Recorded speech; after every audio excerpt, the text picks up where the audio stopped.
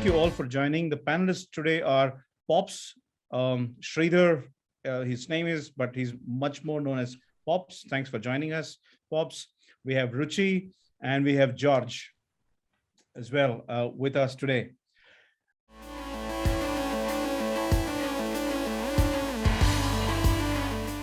Share a hot sense. If you don't reinvent yourself, you will be irrelevant to people, let alone consumers and colleagues, to your own children and grandchildren. They don't even come anywhere close to you or have a meaningful conversation with you. So you need to change all the time and adopt to be relevant.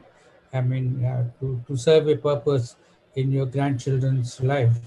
The same way, consumers' life is changing. They are no different from your children and grandchildren. Okay.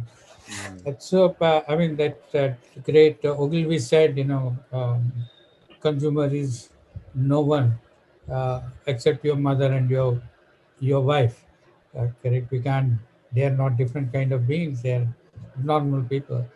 The same thing goes to our industry, to our colleagues, and also to the consumers to whom we serve.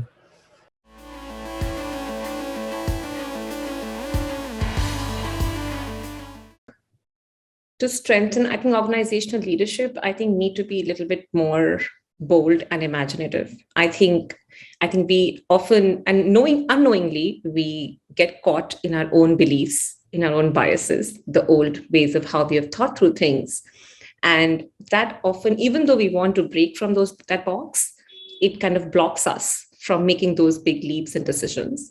So I think it's even more critical today because we are in this new world which has shaped up last year. It's very critical for leaders to be able to challenge what they're thinking, to challenge their own thinking first, and then to be able to create this place where bold, imaginative leaps could be taken. Now, again, all these bold and imaginative leaps might not be successful. They might fail. There might be places where, the teams will really fall flat and they will learn something out of it. But that's very, very important for us to let those failures happen.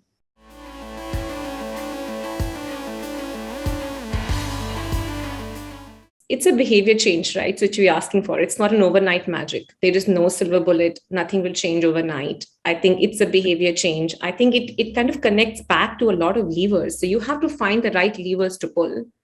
The levers could be organizational structures. The levers could be the kind of behaviors you reward. The levers could be that, you always get rewarded for successes, but you should also get rewarded for how many times you failed this year and what did you learn. So your rewarding mechanism has to shift a little bit more, and you have to think how you actually think of your organization. And those small, I think in the behavioral science word, we call them nudges. So nudges, provocations, helping people to think differently, these small changes we will make. Again, the intent is not to say, hey, change everything overnight. That doesn't work. That's not how business gets run. But the intent is to say they have these beacons of change, a small change catalyst plugged into the system and go learn from it and go step by step. But if you're not even having those change conversations, it will not even shift. So yeah, I think bolder leaps, courage, but having it step by step with these nudges is something might just help leaders take these bolder leaps.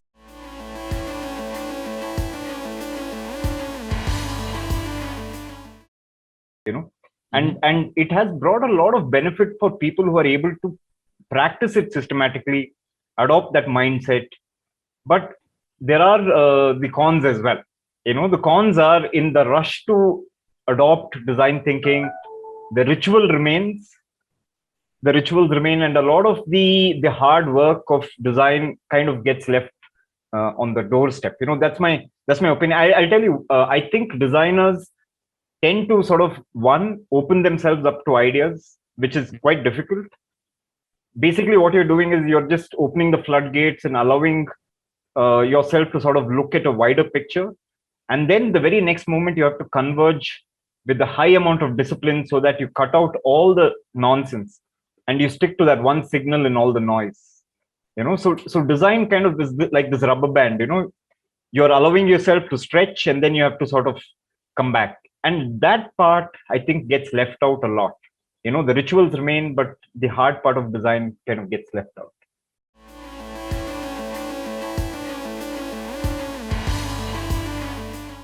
What purpose can you serve in their life?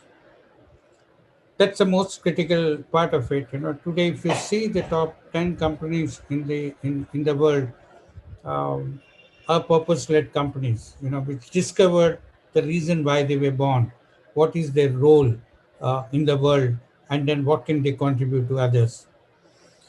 We all see in our own life, each friend, each colleague, and then each relative plays a part of important role in your life. You welcome them, uh, and then they have something to contribute to your life. Branch businesses are no different. I mean, it was earlier, it was all brand benefits. But today we are talking about businesses. Even your business must make sense to me, and then to my community, and then to the society, and to humankind at large. If you can make a difference to this entire humankind,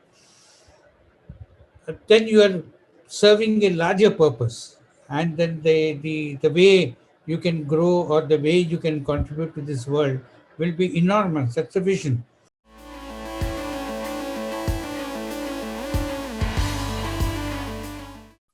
For people who don't do it on an everyday basis, I would say that a starting point is what Ruchi just mentioned as, stretching your thinking. And that's a very interesting term, because what does that really mean, right? To stretch your thinking. Our brains work in very interesting ways, right? For instance, someone may say that, the face of my lover is like the moon, though the moon has craters on it, and, right? But our brains work like this. We use metaphors. Our brains take unrelated things, connect it, and create a new thing, right? So I would say the number one step for someone who wants to get into design, who wants to think like that, is one, expand the number of unique new experiences you go through. Read new books, go to new places, try new food. Give your mind, your brain, the ability to expand, to try new things. What it inevitably does is it takes two things and it puts it together and gives you a completely new perspective. So the simplest way to sort of enhance your ability to think critically is give your brain more to think about. Stretch your thinking, literally. That's what I would say is a very good first step.